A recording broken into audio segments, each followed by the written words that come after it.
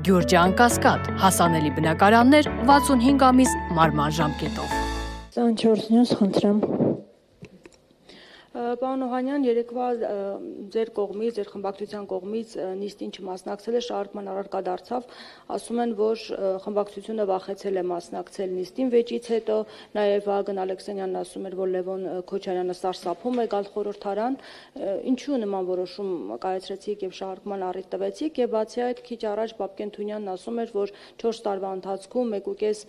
միլիարդ դրամ եք ստացել աշխատավարձ եւ որն է այդ արդյունավետությունը, ինչու հաշվետվություն չի ներկայացվում։ Նաև այս հանգամանքին անդրադառնալով։ Նիստին չմասնակցելը մեր որոշումն է, բայց դրա հիմքում այն չէ, որ մենք վախեցել ենք, նույնիսկ հարց ու պատասխանի ժամանակ, երբ որ Նիկոլ Փաշինյանը սադրեց իրականությունը, եւ ես տեղից պատասխանեցի, որ դուք պետք է առաջին հերթին հայտնվեք ԱԱԾ պատվալներում, որից հետո ես նաեւ դիմեցի Ալեն Սիմոնյանին, որպեսզի խոսափողը ինձ տրամադրի ներկա իրավիճակը գնահատելու համար, քանի որ խոսափողը ինքը չտրամադրեց, առանց վախենալու ես ինքս մենակ մոտեցա եւ Նիկոլ Փաշինյանին ասացի այն, ինչ որ ցանկանում է ասել, որ ինքն է սադրել այդ իրականությունը, այնպես որ թող որևիցե մեկը այստեղ ազգային ժողովում ելնելով իրենց այդ քանակությունից ինչ որ տղայական վիճակ, տղայական տրամադրություն չստեղծի, ոչ ոք չի վախենում։ Ինչ վերաբերում է մեր գործունեությանը, մենք ազգային ժողովում եւ ազգային ժողովից դուրս աշխատել ենք այս տարիների ընթացքում բավականին մեծ քանակությամբ նախաձեռնություններ են եղել, մանավանդ վերաբերող անվտանգության, Արցախի հարցով նրանք մերժել են, եղել են նախաձեռնություններ, որ ընդունվել է, այդ Բաբկեն Թունյանը, ընդ որում ես հաշվում եմ, որ քաղաքացիական պայմանագիր կուսակցությունում այսպես նորմալ մարդկանցից մեկն է, ինքը պետք է պատասխան տա, ինչու են, ասենք, քաղաքացիական պայմանագիր կուսակցության անդամները, պետական ամբողջ ապարատը ստանում աշխատավարձ կամ ստանում պարգևավճարներ, երբ որ երկիրը հասել է այս վիճակի։ Բաբկեն Թունյանը նաև հարց բարձրացրեց ռազմաարդյունաբերության վերաբերյալ, ռազմաարդյունաբերության երեկվա նախաձեռնությունը կարելի ասել, որ որոշակի առումով տեխնիկական նախաձեռնություն էր, բայց ԲՏԱ նախարարի այսպես առաջարկով մենք մոտ 2 ամիս առաջ մենք մասնակցել ենք մի քանի ռազմական արդյունաբերության կազմակերպությունների ուսումնասիրությանը, այդ հարցը քննարկվել է մեր ներկայությամբ, այդ հարցին նաև մենք մեր հավանությունն ենք տվել, որովհետև տեխնիկական հարց է, որը վերաբերում է ռազմական արդյունաբերության կազմակերպությունների գործունեությանը, հատկապես փորձարկման ժամանակահատվածում պաշտպանության նախարարության հետ համագործակցությամբ ինչ որ տեխնիկական, այլ նյութատեխնիկական միջոցներ ձեռք բերելու։ Մեկ հարցել քաղաքացիական պայմանագիր խմբակցության պատգամավոր Հայկ Սարգսյանը շրջանառության մեջ է դրել մի շարք օրենքներում փոփոխություն կատարելու նախագծերի փաթեթ։ Նրա խոսքով զորակոչի ենթակա երիտասարդների մոտ 30-ից 40%-ն է անցնում պարտադիր զինվորական ծառայության, մնացածները տարբեր պատճառներով ազատվում են, ուսման վարձի հետ կապված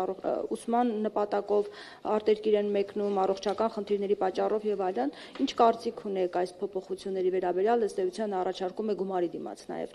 ազատվել զինվորական ծառայությունից եւ այնտեղ գումարի այս առումով դուք ինչ խնդիրներ եք տեսնում եւ այս փոփոխությունները արդյոք բերելու է նրան, որ երիտասարդների ավելի մեծ թիվը պարտադիր զինվորական ծառայություն։ Տեսեք, եթե նախկին նախաձեռնությունը, որը վերաբերում էր Հայաստանի Հանրապետությունից դուրս գտնվողներին եւ խուսափողներին, ովքեր որ կարող էին գումար հատկացնել եւ իրենց ծառայությունը շարունակել զինված ուժերում համապատասխան ժամանակահատվածով եւ համապատասխան պայմաններով եւ գումարային չափով, եթե դա նույնիսկ կարելի ասել ինչ որ մի ձև ընդունելի, բայց բանակից այն պայմաններում, երբ որ մեր սահմանադրությամբ նշված է, որ յուրաքանչյուրը իր մասնակցությունը պետք է ունենա մեր երկրի պաշտպանությանը, իսկ 18 տարեկանները բոլորը պետք է ծառայեն զինված ուժերում, դա իմ կողմից անընդունելի է եւ կարծում եմ, որ Հայաստանի Հանրապետությունում անկախ մարդկանց հասարակական իրավիճակից, իրենց ունեցած հարստությունից, ունեցվածքից բոլորը պետք է մասնակցեն մեր երկրի պաշտպանությանը։ Համենայն դեպս այդ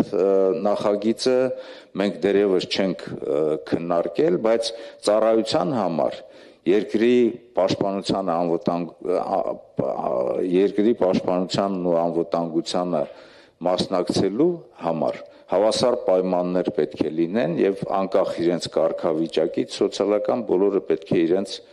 այսպես արժեվ դրած հայրենիքի պաշտպանության խնդիրը իրականացնեն, որովհետեւ մանավանդ այս իրավիճակում եւ երկիրը բավականին լուրջ անվտանգային խնդիրներ ունի,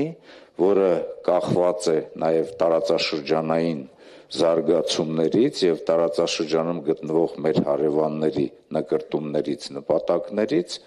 յուրաքանչյուր քաղաքացի պետք է իր մասնակցությունը հավասարաչափ ունենա երկրի պաշտպանությանը։ Ես կարծում եմ, որ այստեղ տեղին է Նժդեի խոսքերն ասել, որ կորցված է այն երկրի ապագան, որի զավակները օրենքի եւ մահվան առջեւ հավասար չեն։ Պարոն Օհանյան, ըստ էության միշտ քննադատվել է, որ նախկինների օրոք, այդ թվում նաև ձեր կառավարման ժամանակ գումարի դիմաց կարողանում են բանակից ազատվել։ Հիմա ըստ էության օրինականացվում է այս ամեն ինչը, դուք ինչպես եք դիտարկում այս ցանկը։ Կարծում եմ, որ փոխանակ խստացնենք, ծառայության նկատմամբ պահանջները ավելի բարձր լինեն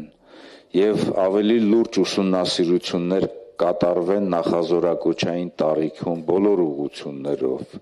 եւ ուսման հետ կապված եւ առողջական եւ արդարության ամրապնդման հետ կապված հարցերում մենք գնում ենք այսպես թուլությունների նախկինում էլ ներկայում էլ թերություններ միշտ եղել են, բայց նախկինում մենք մշտապես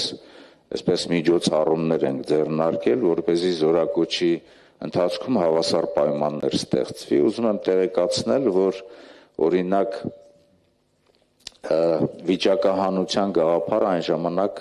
եղել է ամենաառաջնային գաղափարներից մեկը, որտեղ որ վիճակահանությամբ կարող են գնալ եւ ծառայության եւ տարբեր ոլորտներում, հատկապես օրինակ հրամանատարական, սերժանտական կազմի ընտրության մեջ հավասար պայմաններ լինեն։